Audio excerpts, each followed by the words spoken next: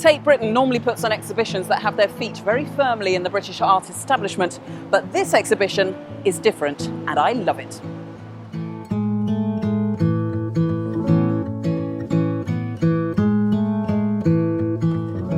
This is the first time there's been a major exhibition of British folk art, and it's here at Tate Britain until August the 31st.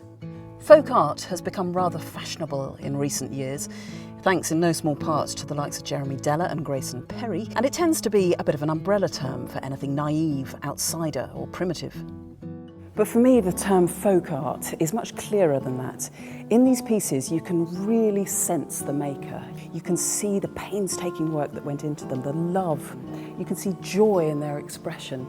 And often it was the process of making pieces like this that was actually more important than the finished product itself. There's a huge range of work here. It's a real treasure trove of curious and beautiful objects from the mid-17th century to the mid-20th. This exquisite cockerel is made out of bones by a French prisoner of war who was interned at Peterborough. So he's chosen a cockerel because, of course, cockerels are the symbol of France. It's reminding him of home. He's collected bones, probably from the kitchens in the prison, and then he's sculpted it into this extraordinary likeness. And he hasn't put his name on it either. Quite a lot of these pieces of folk art, nobody puts their name on. It's not about ego, it's about the doing. I love this.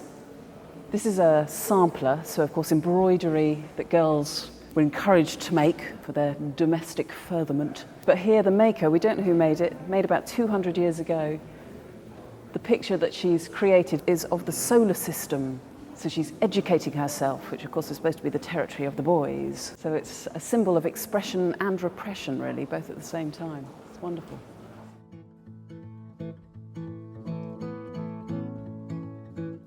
So often folk art isn't the work of just one individual, it's lots of people pulling together to create something that's much more than a sum of its parts.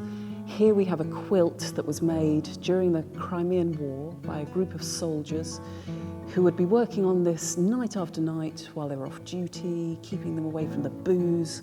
And most importantly, I think, looking at it, it would have given them a great sense of home.